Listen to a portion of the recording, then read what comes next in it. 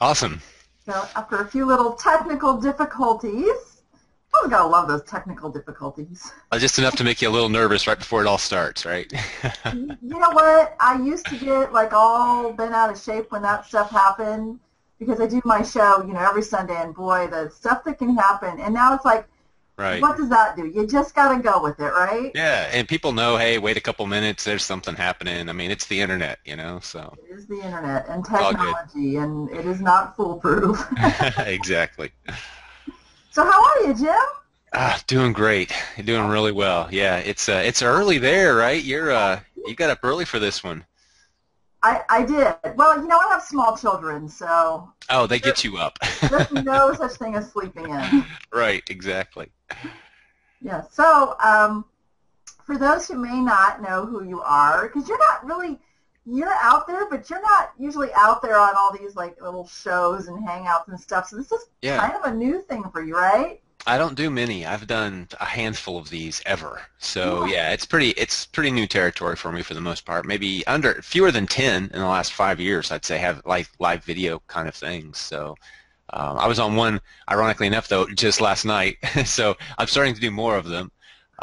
Starting to get into it. But yeah, so I haven't been in this. I've definitely never been on your show before. Quite an honor to be invited. Thank you. Oh, fine. Hey, it's an honor to have you. And I couldn't quite figure out to get other people onto my actual show, which I do over on live stream. So I thought, Right. we'll do these Google Hangout things. These are cool because then we can do them anytime. Yeah, sure, right. Yeah. So tell people a little bit about yourself. Yeah, sure. I'll keep it brief, but I'll start family side. I have 5 kids. Been married to my beautiful wife that I met in college for well over 20 years now, 24, and coming up on it. And just loving life. Been doing the internet thing full-time for 10 years, 11 years now, full-time.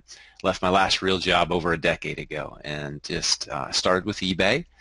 Moved on quickly to publishing my own books and ebooks and courses and selling on Amazon as well. I've got a small office near our house here where my mom and other people who work for me show up every day and run our eBay and Amazon business.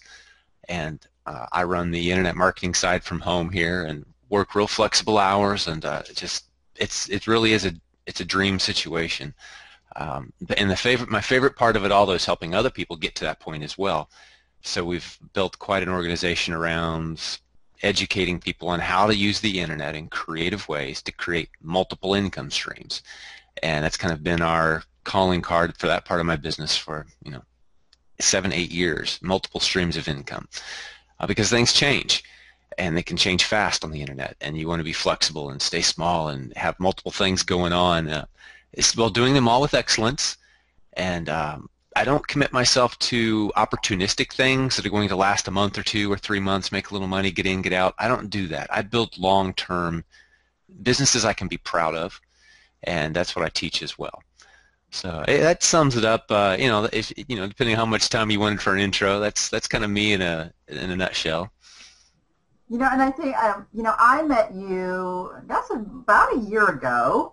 Right. For the first time at the eBay radio party in Las Vegas, and I kept saying, "Oh, you got to meet this Jim guy. Oh, you got to meet him. He's so cool." And I'm always a little bit skeptical when people are telling me that, because out in the world of the internet, there's a lot of marketers. There's a lot of people trying to sell you, this, get rich this way. Here it is. It's easy.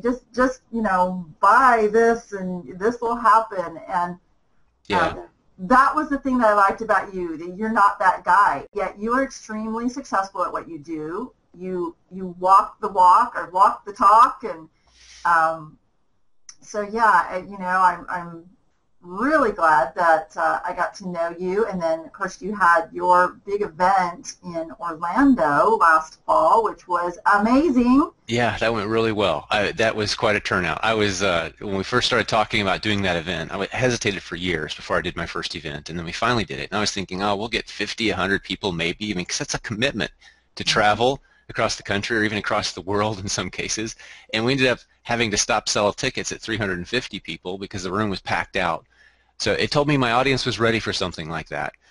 They wanted to get together, And the most telling statistic after that event, we did a SurveyMonkey poll, an anonymous poll, and everyone took it, and we got back way over 100 results from the audience of 300. And the question was, if we do it again, would you come back? So of the people that took the survey, no one said no, and only one person said maybe, and everyone else said absolutely yes, I'll be there. So that told me that we did something right on that first event, and it wasn't about me. I was on stage only maybe an hour and a half, 2 hours of the entire event, the whole weekend.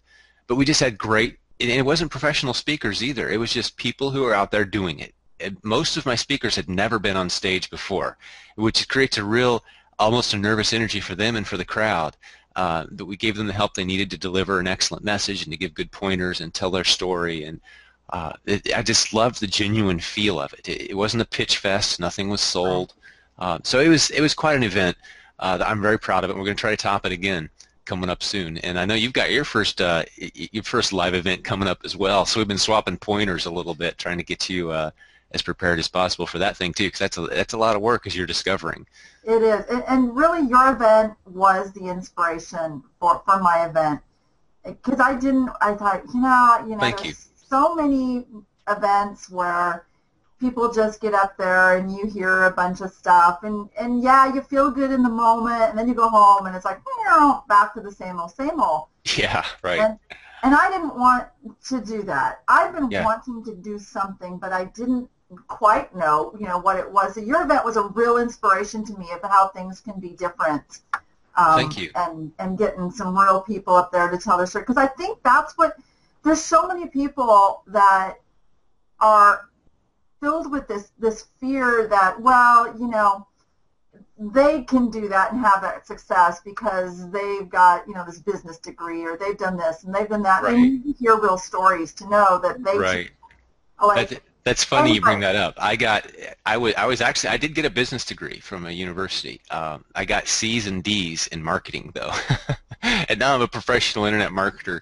One of the most sought after in the world at times, depending on the niche we're talking about. And it's kind of ironic that it had nothing to do with my education. If anything, I had to unlearn all that stuff. I always say my college marketing degree taught me how to put lipstick on a pig and sell it to unsuspecting victims. Yeah. That's not the kind of marketing that works anymore. It's all about relationships and long-term, true, genuine, looking out for your customer type of partnerships that you can be proud of. And, it's a pretty simple rule of thumb. I use this as a guiding principle. I keep in mind that my grandkids will be able to go over every fine point and detail of everything that I do on the internet. My great-grandkids even. And they'll look back at us as pioneers, and they'll put us into categories of, well, they tried to, scam people, or, man, that was someone who really tried to help people and shape the internet into something cool. I want to be one of those guys. It's like, that my great-grandkids look back and are like, wow, that was really cool what they did, what they established, and look what it's grown into. I want to be that guy, not, the guy showing yachts and big fancy houses on his sales page and trying to, trick people into a $4,000 course that's going to have a, 40% refund rate at 60 days when the refunds are due. I mean, I don't want to play that game. So we've built genuine relationships. And let me ask you this, Danny, I have a question for you. How many network marketing and internet marketing events, and internet marketing, so I meant to say, how many events have you been to? I've only been to maybe 5 or 7, something like that. How about you? I've been to a lot of them. Have you? I mean, because my impression of the handful that I went to is just like, that's why I didn't want to do one, because it seemed like the only way to do it was to just pitch, high ticket products. It's like they get you in the door cheap, but then now they got you in the seat, and you're squirming the whole weekend, giving uncomfortable looks to the people next to you, like, really, another $2,500? I come from the Amway and Brush. Yeah. Right. All those direct sales, those heavy pressures. You've got to be a salesman. I'm like, ooh, that's so uncomfortable. I don't want to do that. But I wanted to work for myself because I don't do good in the corporate environment either. So it was very discouraging, actually. And even as little as, let's see, how long have I been in this? So about 3 years ago even, I went to this thing where, they get you in the door and it's all very like motivational, and they've got, testimonials there and everything, and they get you all pumped up, and then you buy a $5,000 package and you go home and it's like, I can't do anything with this. What did I just do? Right. So yeah, I've fallen for that, and so yeah, and I've always worried about that whole thing, like, ooh, do I want to be in this world of, you know, what I call sleazy marketers? Because, you know, that's not what I'm all about. It's not what you're all about, and I think that's why I connected so well with you, because there is another way, you know, to do it. You know, here's what, if you go down that road, let's, you know, setting ethics aside, which I never do, but let's just say you set ethics aside as a business model. I want to make as much money as possible. Ethics don't matter to me. I don't want to break any laws and end up in jail, but let's just say that's my goal. Mm-hmm. What you end up with, if you do that, trick people into getting out their wallet and hoping the refund rate stays low enough to justify it, and course launch after course launch after course, the only people that you're fooling are people who are easy to fool. So you end up with an audience of basically fools, is my philosophy. So suddenly you're filling a room at your event, and it's a bunch of kind of unsuccessful, clueless people who whip their wallet out every chance they get. That's not the audience I wanted. It's because, in contrast, if you talk people out of buying your products, which I do all the time, I just as aggressively talk people out of my stuff as I talk them into it, because I only want the right people who are positioned well and ready to do something. If you have those kind of people in your audience, you have what happened to what we saw in Orlando, which is a room full of people who are making stuff happen, incredible partnerships. And for example, we have a coaching program, and when we need a new coach, we go to our students and our partners, the people who are doing it successfully. We don't have to hire someone from outside to read a script for $12 an hour as our coaching program. It's people who are on fire, fired up, and willing to put a couple extra hours in a week to coach others, and we pay them well for it. So you go within your own organization constantly to find the best, most creative people. And it's a beautiful business model. The model kind of writes itself. If you're in the business of raising up leaders and truly helping them, it grows on its own.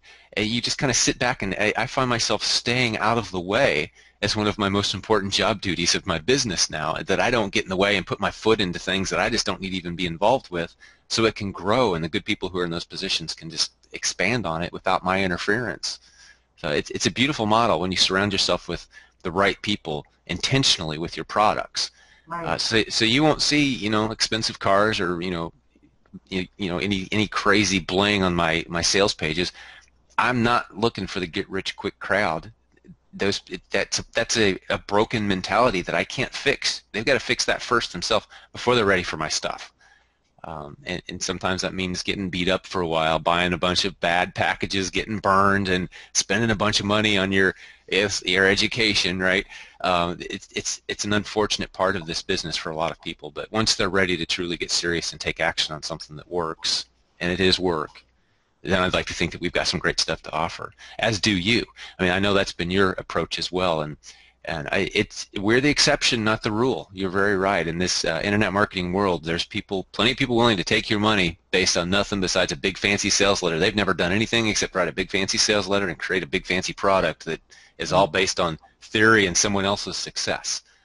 But we don't do that. I do every business that I ever sell, and I make sure it works before I'd sell it. I make sure we have it systemized before we try to package it. So we are doing things differently. It's a slower growth model for sure.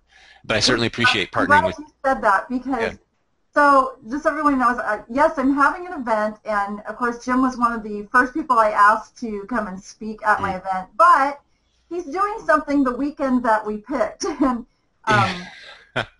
which is running a marathon. My first marathon's actually that weekend. I've been training for a long time for it, and I've done several shorter races, but I so wish I could be there. I would have moved just about anything else, but I've had that date circled for a very long time on my calendar. And yeah, I'm gotten pretty serious about my running in the last couple of years, especially building up for hopefully a really good time at that event. So I hate to miss it. If you do it, and when you do it again, keep me at the top of your list. I would love to come and be a part of it. Absolutely. The great analogy here, though, I really wanted to go back to is, when you actually talked about this a little bit, but think about like running a marathon. You couldn't just go out and go, oh, I'm going to go run a 10K marathon tomorrow. You've had to train for how long for that? Yeah, they say if you've never ran before and you want to run a marathon, it's going to take a couple years to do it right. It's going to take a couple years. And now I did a bit of running before. I probably could have been ready. I've been running for 4 years now, and I still haven't done my first marathon because I want to do it right. I don't just want to complete one. I could go complete one right now, but I want to finish strong. I want to qualify for Boston is my big goal, which if there's any runners watching, they'll know what I'm talking about. I mean, that's a pretty elite accomplishment for a runner to get to that point, and it takes a lot of hard work no matter how old you are. They have different age times and things. So I love the analogy of marathon, and that's part of the benefit for my business does benefit from this slow and steady. A lot of people think of runners as you just go out, you run as hard as you can for a while, and then you're done. Well, a lot of training is keeping yourself slow. A lot of training is you don't want to go faster than X the whole run. You want to run for 2 hours and run slow. That's a lot of your training, and that's business philosophy carries over so well. I've learned so many business lessons from training. It's that slow and steady, predictable, constant effort. You don't have these big, huge spikes where you just do it all and have success. It's a slow and steady, habitual. I think success is a habitual thing. You don't run once a week and become a great runner. You run a little bit every day, and you slowly increase your numbers a little bit every week. It's the same thing with business. I recommend one of my favorite business books ever. It's actually Dave Ramsey tells the story. He met a billionaire. You've heard the radio host Dave Ramsey. He met a billionaire once and asked him, "What's your favorite business book? What book should I be reading?" And the billionaire told him that his favorite business book was The Tortoise and the Hare. And I've used that story many, many times, including last night. If anyone was on that Spreecast last night, I told the story. That's a great business book because it disciplines you for the long term and making small, steady decisions, building you in a certain direction versus just kind of spinning is what I call it, where you're like, oh, there's an opportunity. Let's try that for a week. Oh, that didn't work. Let's get a refund. Let's try this instead. Oh, no, that didn't work. It's so many people are stuck, and you'll never build anything significant if you're stuck in that pattern. So I'm sure you've seen that too, right, Danni, with customers? Yeah, and I got to tell you that I've actually been guilty of being impatient and, not wanting to wait, not wanting to build. I want it now. And I think there's a lot of entrepreneurs that kind of get into that mindset because, that's like how the brains are working. We just want to go for it, and then we get bored, and then we do something else. But you're right. Entrepreneurs. Build the foundation and work it and build up. And the same in eBay is my thing. And there's just so many sellers that are just all over the place and then don't know why their sales aren't coming in and don't know why they're not successful because they've got to slow down and take a step back and relook at all those foundation building pieces. Yeah, all the great stories have a period of intense focused effort and then a nice, steady, gradual working of a plan with small steps of progress. These stories that we all fall for are like, wow, 3 weeks ago I wasn't doing anything on the internet and now I'm making X per day and this is so hot, you got to get in. I'm telling you that just doesn't exist. For the 1,000 people that try it, there's going to be 2 or 3 that make a little money and then it's going to flame out. It's just that type of success story does not truly exist. You're not building anything significant even if it did exist. So like I started off saying, build something significant. Build something that you can be proud of a year from now, 5 years from now, 10 years from now. You've benefited from the work that you did 5 years ago and 10 years ago as you've laid a foundation and you attach your name proudly to everything you do and you've built something special then. And it happens very slowly. I've got a mailing list of way over 100,000 people, but we add 50 to 150 a day. I don't go out and try to add 5,000 new subscribers in a day. I don't want that. I want to treat everybody special as they come in through the funnel. And we don't coach 50 people a week. We coach 1 or 2. We bring it slow and steady. Every aspect of our business is built around slow and steady. And the people who can't stomach that, they don't fit real well in my organization because we may take a couple weeks off here and there. Let's just pause everything and just make sure everything, go through and check everything. Well, we're not making any money, Jim. That's okay. That'll come. We're building our foundation. We're securing up. As Abraham Lincoln said, if you got 5 hours to cut down a tree, I think it was something like that, spend 4 hours sharpening that axe. So I spend a lot of time sharpening the axe so that we can do the job right. And that's served us very well as a philosophy. And it's so anti-internet marketing to say things like that, Yes. but I think that's part of why we stand out. We're slow and steady, and no big scary decisions at any point along the way. You're just kind of building something, and you look back over your shoulder and like, oh wow, we've come a pretty good ways here. It's taken some time, but we've covered a lot of ground in the direction we wanted to go.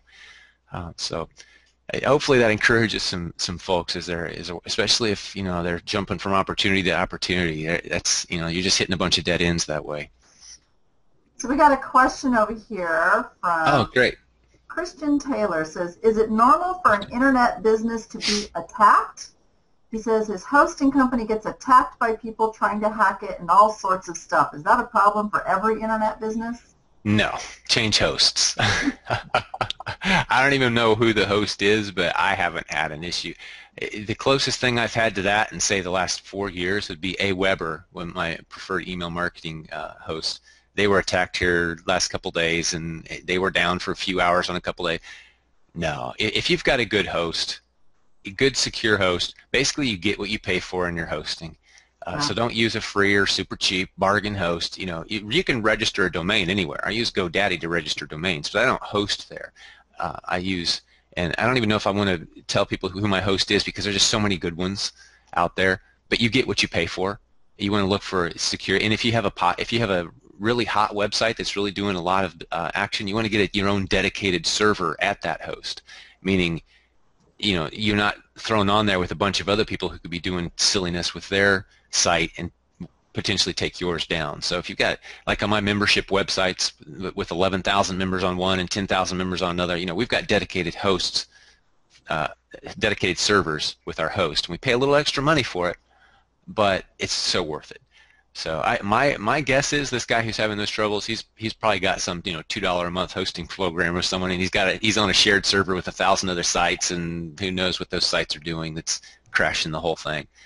Yeah, I'm doing like this total revamp of my site, and one of the things is we're changing the hosting, and that's one of the things I had no idea. When I got my hosting a long time ago, you go for price. That's what you do. And Right. now I'm learning, Sure. there's other things to it. There's how many sites are hosted there. And you get what you pay for with your host, and I like to go with the hosting company that's hosting real businesses.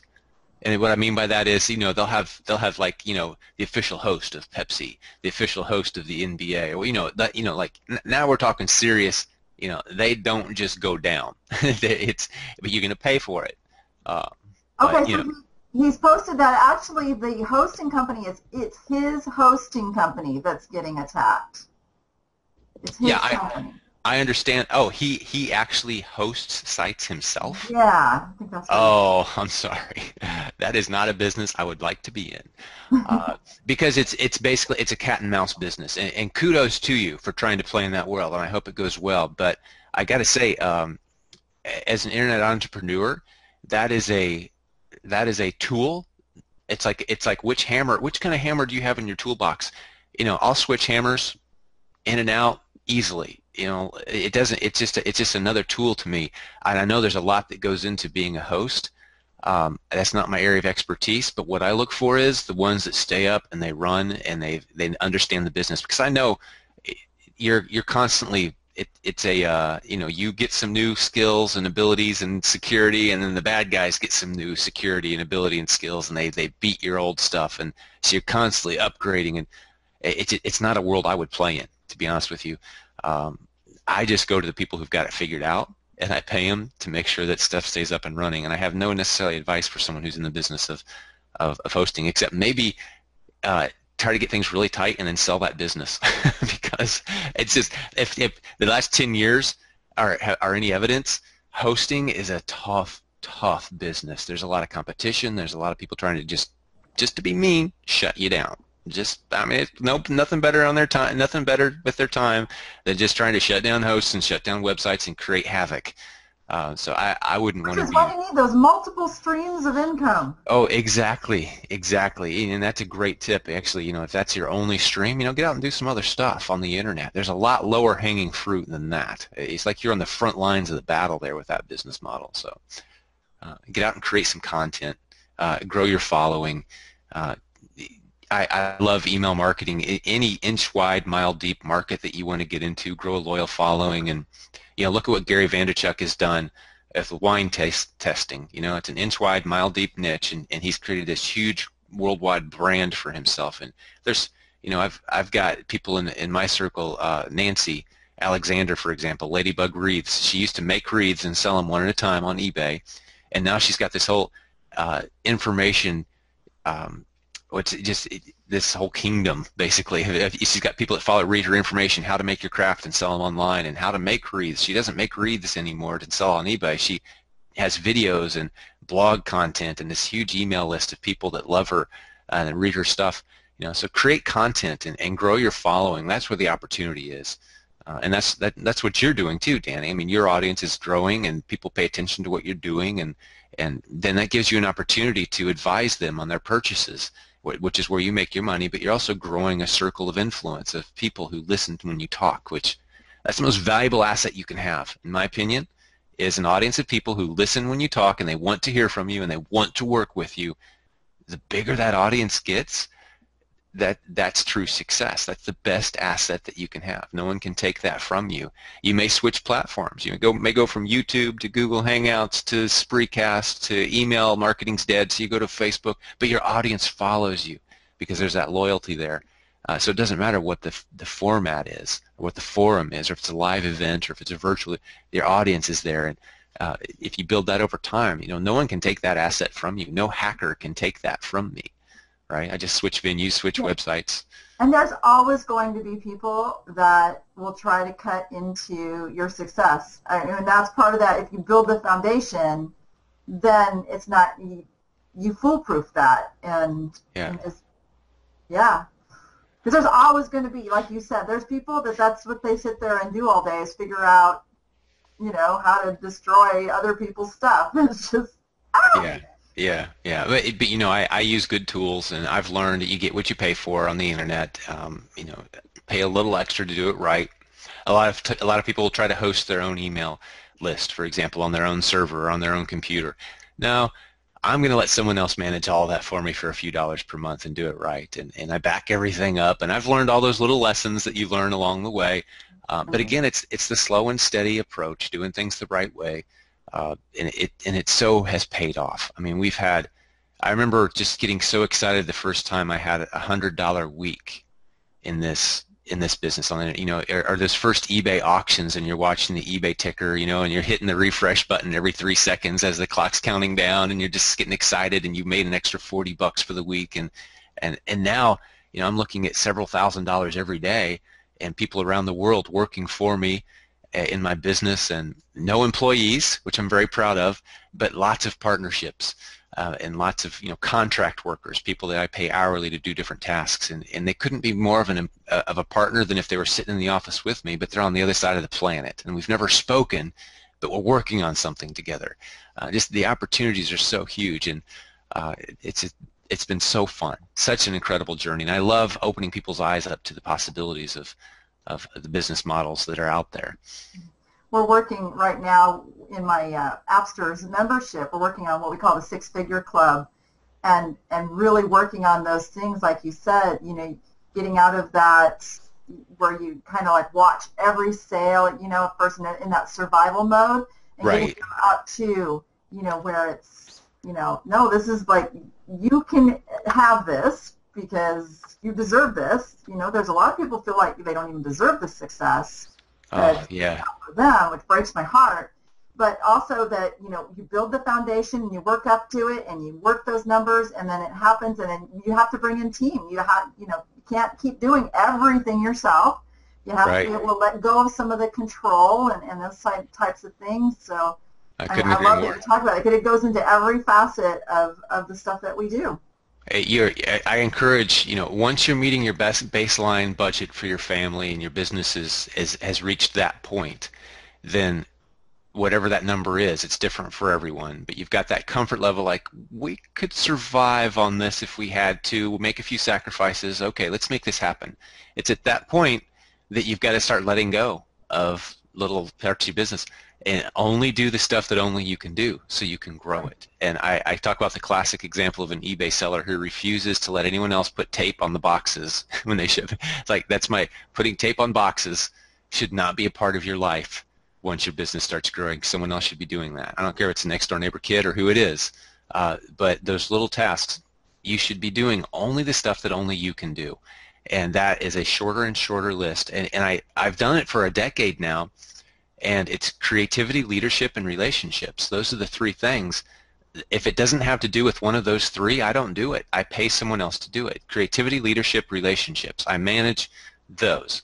And like this right now that I'm doing, I could be putting tape on boxes over at the office right now instead of being online and building a relationship with Danni and her audience, right? But no, only I can do that. I can't have someone fill in and do this part for me. I want to do this part. It's relationships, it's creativity, it's leadership, right?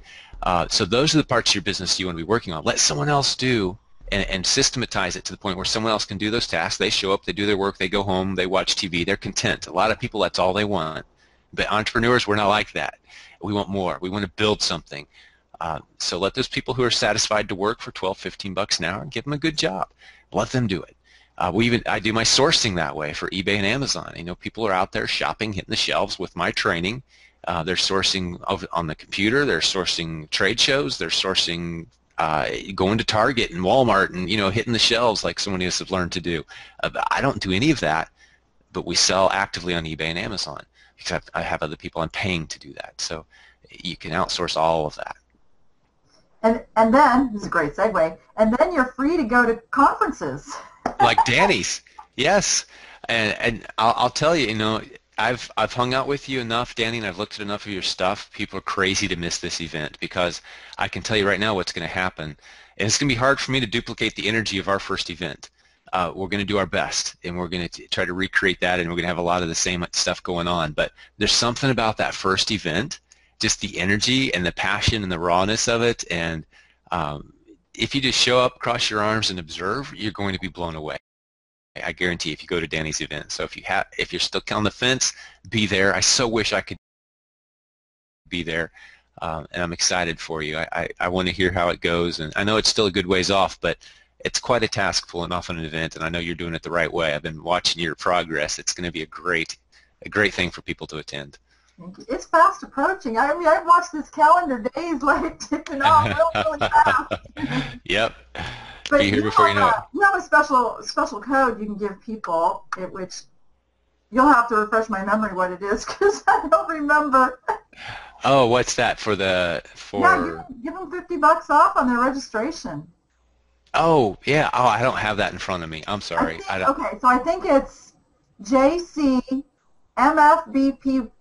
I think that's it. Is there any way to put that on the screen? I don't even remember. I'm sorry. I didn't come prepared with that. So that'll take $50 off if people register watching this video. Huh? That's cool. All right. Well, I'll spread the word too and have people watch this replay. Maybe you can put it below because this will be on YouTube, right? Right, Danni? Yes. Yeah. So put that. So shoot me that code or however you want to handle it so people can get it. But repeat it one more time so in case anyone missed it. So JCMFBP for more fun, bigger profits. Gotcha. MFBP 50, which is how much you're going to get off. Gotcha. Perfect. $50 off. All right. Well, cool. Yeah, and I'll be sure and let my audience know about it as well. So hopefully you can fill the room and have a great time. So it's a 2-day event, right? Didn't you say? 2-day event, and yeah, it's going to be a blast. It's going to be awesome. Awesome. You might see little monkey walking back and forth in the background here. Avon, she comes in my office, and it's okay, baby. She comes in my office and grabs printer paper about 10 times a day. She's my little artist. She just walks in, grabs some printer paper. Rachel, yeah. Isn't she 6, 7? Yep, she's 7, yeah. Yep. And she's the youngest, 1 girl, 4 boys. So she's the princess. She just kind of runs the place. You know, we all kind of do what she says. I've got a princess of my own at home. Same age, goes and grabs all the printer paper. Mm-hmm. Yep, I've got a whole chest full of her little drawings, and it's going to be, she knows where to put them when she's done. I don't even get to see most of them. They just stack up so fast over there, but it's going to be precious. You know, I can imagine 30 years from now digging through that. Every once in a while I try to date a few of them so we know, because I've been doing it for a couple of years. I mean, we've got quite a stack. But that's a great segue into just the benefits of working from home and just being able to be present and be around your kids. And we homeschool here, and so just the whole. I was saying yesterday to someone, like, I'm in a position where literally I could get a globe and just spin it and throw a dart at it, and as long as the dart hits dry land and there's internet there, dry land and internet, those are my two requirements, we'd be fine. We could literally pack up and move there now. We're in a position, and not everyone can do that, but I love that we're positioned that that's a possibility, that we have an escape plan if things got crazy, and if this became the least friendly environment instead of the most friendly environment for us, hey, we'll go. We get to travel. We've been to many countries, and I want people to dream big about what they could do with their family and the possibilities and travel and the different forms of education that are out there. I'm not anti-public school by any means, but there's a big world out there that I feel like my kids would be missing if we were stuck in that routine. So we did our best to break that so that we can be and do and go where we want to do. And we've done some incredible things as a family as a result. And it's all thanks to, it goes back to eBay, and I still sell there and still love it. I could be doing just that and be doing very, very well. But we've expanded it out past that. But that's what's allowed my family to just, really kind of stretch ourselves way past. I can't imagine. I call myself certifiably unemployable. There's no job that could interest me at this point. There's literally no job description out there. This lifestyle is just too much. Do you feel that way? Do you ever think, if I had to go get a real job? Oh, I would figure out, so everybody else says, because I'm really niched in eBay. I'm multi-channel. I'm out there, but I really, really love eBay. That's my thing. And I get told often, well, what if eBay goes away? And I'm like, if eBay goes away, something's going to take its place. I will figure it out, because I've been a serial entrepreneur my whole life, and I've always found a way to do what I want so I can stay home. We make terrible employees. Every job I ever had, within the first week I was making suggestions to my supervisor, and I wasn't a team player because I had so many ideas. Like, a team player is someone who sits there, shuts up, and does their job, basically, is what I learned as an employee. Like, oh, I didn't know that's what being a team player meant. In my reviews, it was always like, Jim, you're a great worker, but turn off the ideas, buddy. You're getting me in trouble. Because I'd go over his head if he didn't listen to me. Like, hey, why don't we do this? And then I'd get sarcastic about it after a while when people weren't listening. I'd be like, well, how about we just, shut everything down once a day so the servers can reboot because we know it's going to happen. I'm just, always that sarcastic guy. And they were kind of happy to see me go, I think, some of the jobs I had, because I can't stand inefficiencies, and I think if I'm a serial process creator, that's a benefit I have. Some people don't maybe think that way, but I like to create systems and processes and then plug the right pieces in and then let it go and let it float on its own. And that's a good skill set to have in internet marketing. So you're not tying yourself to everything that you're a part of. You can let others take over, and you're not emotionally vested in the process. You're not the one putting tape on the boxes, for example. On boxes. So, right. So how much box taping do you do, Danni? Let me put you on the spot. I really try not to, actually. I have trouble finding good people, so I'm kind of fall in between, at times, and have to do it myself. But really, it's one of those jobs that I shouldn't be doing, and I know that. So I don't do a whole lot of it. Well, we live in a time period right now, unfortunately, where offering someone $12 an hour, you'll get people lining up out the door.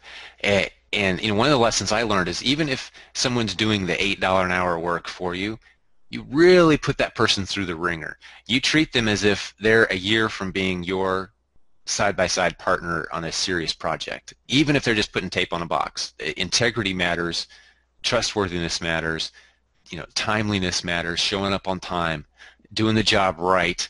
Those little things really, you look at their work history, and I love hiring people who were doing great in the fast food industry.